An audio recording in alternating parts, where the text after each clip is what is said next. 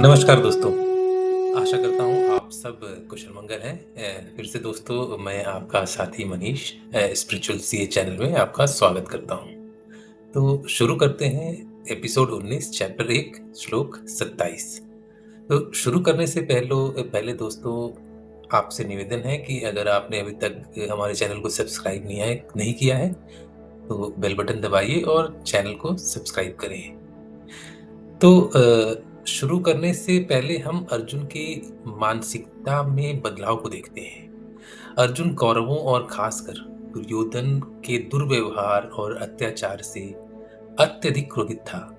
वह युद्ध के लिए आतुर था तथा वह चाहता था कि कौरवों का नाश करके अपना और अपने कुटुंब का बदला ले। अर्जुन पूरे जोश में कुरुक्षेत्र में प्रवेश करते हैं और जल्दी से जल्दी युद्ध पर विजय प्राप्त करना चाहते थे। ये गीता के पाठ पढ़ेंगे आप अध्याय 1 की शुरुआत में यह पता चलता है।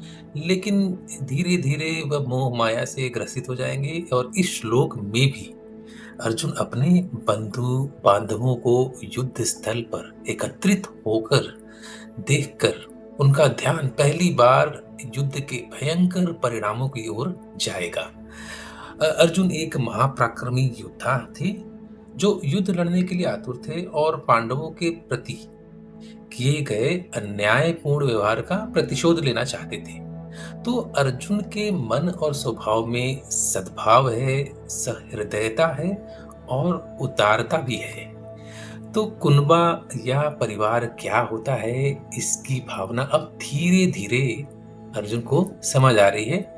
तो अर्जुन में करुणा स्पंदन होगा और वह मोह माया से ग्रसित होता पाएगा। तो मित्रों चलते हैं श्लोक 27 पर। तान् समीक्ष्य स कौन्तेय सर्वान् बन्धून् वसिष्ठतान् कृपया पर्यविष्टो विसीदन्दनं ब्रवीतम्। अपने सब कुटुंबियों को देखने के बाद अर्जुन ने क्या किया? तो अपने अपने जगह पर स्थित समस्त परिवार बांधवों को देखकर कुंती नंदन अर्जुन अत्यंत कायरता से विषाद करते हुए ये बोले। तो अर्जुन अपने परिवार को पहली बार तो नहीं देख रहे हैं, बल्कि ये तो उन्हीं की इच्छा थी कि वो अपने कुटुंब के साथ युद्ध करना चाहते हैं और युद्ध से पहले उन्हें देखना भी चाहते हैं। सकौंतेय का मतलब है जिन्हें माता कुंती ने जन्म दिया था और अंत में युद्ध के लिए भेजा था। तो कुंती नंदन ने बड़ी ही वीरता से भगवान श्री कृष्ण से बोला था कि रथ को दोनों सेनाओं के मध्य में अथवा बीच में ले चलिए। अब अर्जुन को एहसास हो रहा है कि दोनों सेनाओं में जन्म और ज्ञान गुरु श्रेष्ठ जैसे संबंधी खड़े हैं। तो अर्जुन के मन में अब ये विचार आ रहा है कि युद्ध चाहे ये पक्ष जीते या वह पक्ष जीते, नुकसान तो हमारे कुल का ही है। तो आप देखेंगे जहां अर्जुन युद्ध जीतने के लिए अपना फायदा चाहता था, अब वो युद्ध के नुकसान के बारे में बात कर रहे हैं। तो वो सोच रहे हैं कि कुल तो हमारा ही नष्ट होगा। ऐसा विचार आने से अर्जुन के मन में युद्ध की इच्छा कम हो रही है और धीरे-धीरे शायद कायरता आ रही है। तो आगे अध्याय 2 श्लोक 2 और 3 में हम पढ़ेंगे कि कश्मलम हृदय दौर्बल्यम। तो ये कृष्ण जी बोलेंगे अर्जुन को कि अर्जुन तुम्हारा हृदय कमजोर हो गया है। और आगे अध्याय 2 श्लोक 7 में हम फिर से ये पढ़ेंगे कर्पण्य दोषम पहतः स्वभावम। तो ऐसा बोलकर अर्जुन अपनी स्थिति को भगवान के सामने स्वीकार करेंगे कि हाँ, मेरा हृदय कमजोर हो गया है। तो इस श्लोक में अर्जुन की अवस्था से सिद्ध होता है कि अर्जुन में कायरता पहले नहीं थी, अच्युत अभी अभी आई है और ये रुकने वाली नहीं है। तो यहाँ अर्जुन धर्म से भटक रहे हैं। तो क्या हो रहा है? उनके मन में करुणा आ रही है।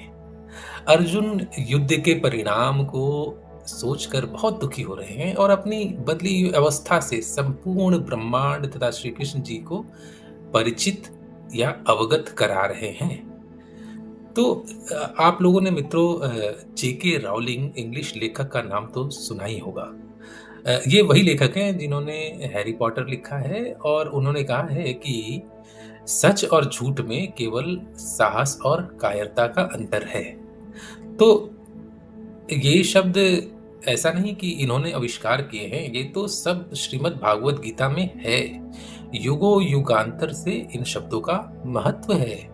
तो अर्जुन को देखे तो वो सत्य के मार्ग पर चलकर युद्ध करना चाहते हैं, वो धर्म का पालन करना चाहते हैं, लेकिन कुटुंब परिवार को देख वो दुख से ग्रसित हो जाते हैं। वो कायरता की तरफ चले जाते हैं, परंतु भगवान कृष्ण उन्हें फिर से सत्य का अवलोकन कराएंगे और गीता के ज्ञान के माध्यम से धर्म का दर्शन देंगे। तो फिर अर्जुन वापस सत्य धर्म और साहस के मार्ग पर आएंगे और बाद में वो युद्ध करेंगे, विजय प्राप्त करेंगे।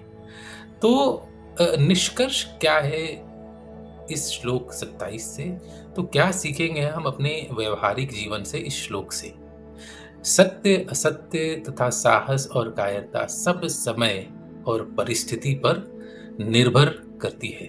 तो अर्जुन के मन की दशा इसको प्रतिबिंबित करती है। तो अंततः देखा जाए तो हम यह कह सकते हैं कि समय और परिस्थिति बलवान होती है। इसलिए पहला जो निष्कर्ष है कि ध्यान रहे, हर व्यक्ति, हम सब में करुणा होती है, उसका सम्मान करें, आदर करें, नतमस्तक करें।